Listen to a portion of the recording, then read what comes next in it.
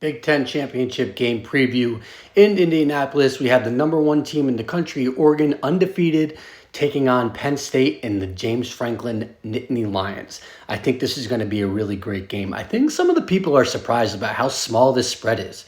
It's Oregon minus 3.5. It even opened higher than that. It opened at Oregon minus 4 or 4.5 and has since dropped to just above a field goal, the field goal in the hook.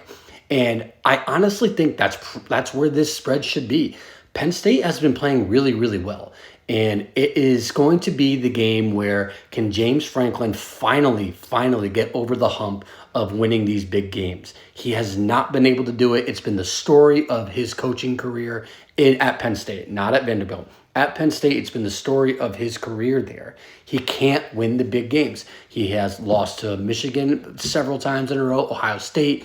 He does a fantastic job of winning all of the games that he should be, but the big games and the close games that they hope to get a win out of, he doesn't come out there. So is this going to be a breakout game for him where he can really try to put an end to that streak where he can't win those big games, or is Oregon just going to blow them out or win the game? So a lot riding on the line for Penn State. Now I think both of these teams are securely in the playoffs, so there's not really any playoff implications outside of just seeding.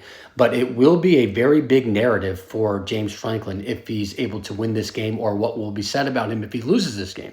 On the flip side, we got Dan Lanning having an undefeated season, beating Ohio State, and taking this Oregon team into a new conference, into the Big Ten, and playing for the Big Ten championship in his first year there. And on the way to do that, he beat a Michigan team, he beat an Ohio State team, and he has the chance to beat the Penn State team. So that would be the three best teams in the Big Ten, historically or previously. And that would be it's super impressive if he's able to do that. So what I'm looking for here in this game is the Penn State offense. They need two things to happen. And these two things they haven't really been able to pull together all year, especially in some of these bigger games. That is one, their passing game. Not a surprise. They use Tyler Warren to the best of their ability, and he is an absolute freak, and they're going to rely on him a lot in this game. But their outside weapons have not really been all that threatening, and the Oregon secondary is very good.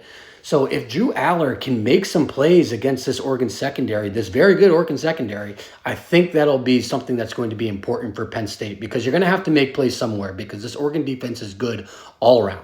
They are good on the run, and they are good in the secondary. And Penn State really likes to try to run the ball, but they haven't been as successful as maybe some people think that they should have been with Kaytron Allen and Nick Singleton in the backfield.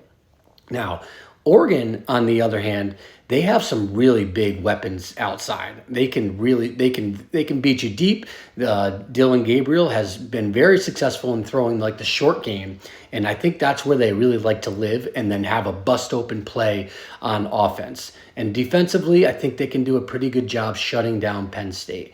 But I do think this game is going to be close, and I think people are kind of writing off Penn State a little bit too much. Now, I don't know if I'm going to be betting on this game, but I think I'm going to take Oregon minus 3.5, and I know I just made a really good case for Penn State to do this, but until James Franklin is able to prove that he can get over this hump, I think I'm going to have to lean Oregon here minus 3.5, which would put them as an undisputed number one team in the first round bye.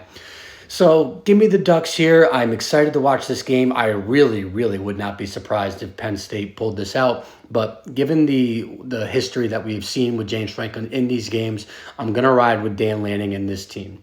Follow Big Body Ball CFB on all socials.